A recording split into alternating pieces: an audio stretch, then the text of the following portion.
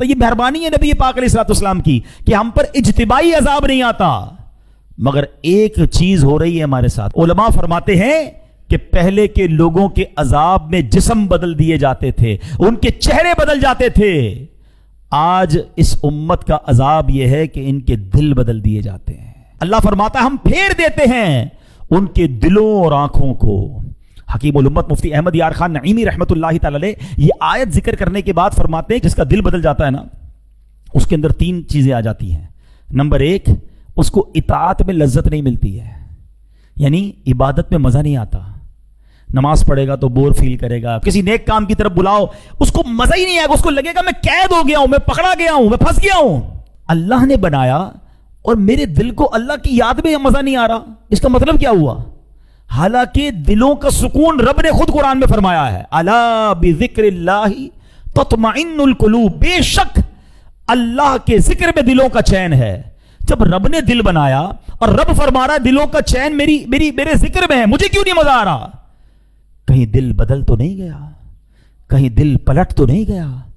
یہ وہ عذاب ہے جس کے بارے میں لوگ نہیں سوچ رہے۔ آؤ دوسری بات کی طرف، گناہ سے خوف نہ کرنا۔ ارے باپ رے باپ، ایسے لوگ ہیں جو گناہ کرتے ہیں جیسے مزے کر رہے ہیں، گناہ کی فکر ہی نہیں ہے، ماتھے پر بل نہیں آتا، بلکہ کہتے نا پہلے کے لوگ گناہ کر کے روتے تھے رات میں، یا اللہ گناہ ہو گیا، اب گناہ کر کے شیئر کرتے ہیں کہ رات میں نے یہ بدکاری کی، جوا کھیلا، حرام چیز دیکھی ہے، اب تم بھی دیکھو، دوستوں میں بیٹھ کر بتاتے ہیں۔ ایک میں نے روایت پڑھی تھی، اتنا دل ہلا دینے والا جملہ تھا کہ کتنا بدبخت ہے وہ شخص جس نے گناہ کیا، اللہ نے اس کے عیب پر پردہ ڈالا، کسی کو پتا نہیں چلا، مگر وہ خود اپنے دوستوں کو بتاتا ہے کہ میں نے یہ گناہ کیا ہے۔ رب نے چھپایا اس کا گناہ، مگر اس نے خود آشکار کیا کہ نہیں میں تو یہ بھی حرام کام کرتا ہوں۔ ذرا غور کرے کہ اتنا بے خوف ہوں کہ دنیا کو بتا رہا ہوں میں اللہ کو ناراض کر رہا ہوں، اللہ میرا کچھ نہیں بگاڑ سکتا، کہتا نہیں ہے، مگر کیا یہ انداز نہیں ہے؟ گناہ پر خوف نہ آنا، فرمایا یہ بھی دل بگڑنے کی نشانی ہے۔ اور تیسری نشانی، کسی کی موت سے عبرت نہ پکڑنا۔ ہائے ہائے ہائے، یہ تو واقعی ایسا معاملہ ہے کہ آئے دن جنازے ہو رہے ہیں، آئے دن ہم قبرستان جاتے ہیں۔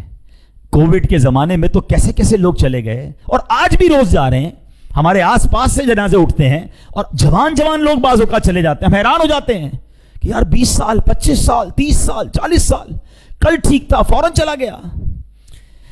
ان جنازوں سے بھی ہمیں عبرت نہیں ہے۔ قبرستان میں بھی ہم نے دیکھا، آپ نے بھی دیکھا ہوگا، لوگ قبرستان جا کر بھی ہنسی مذاق کر رہے ہوتے ہیں۔ ابھی جاؤ نا رات کو 3 بجے قبرستان، جو شب برات تو چلے گئے تھے، ابھی ذرا جا کے دکھائیں۔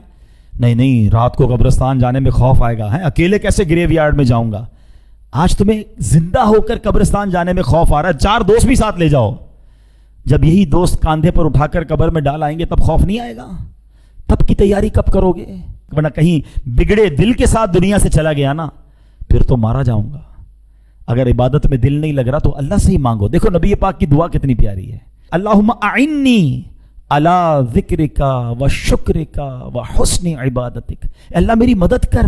اللہ سے ہی مدد مانگ رہے ہیں کہ میں تیرا ذکر کروں، تیرا شکر کروں، تیری اچھی عبادت کروں۔ ہم اللہ سے مدد مانگے نا، یا اللہ میں تیری عبادت کرنا چاہتا ہوں، میرا دل نہیں لگ رہا ہے، مانگو نا اس سے۔ لیکن اگر یہ فیلنگز ہیں کہ دل نہیں لگ رہا تو اب توبہ کا وقت زیادہ آ گیا ہے، معافی مانگو اللہ سے۔ میں کتنا بد نصیب ہوں کہ اللہ کے گھر میں آتا ہوں چین نہیں آتا، حالانکہ یہ ہے ہی چین کی جگہ، یہ ہے ہی سکون کی جگہ، تو اللہ سے مدد مانگو۔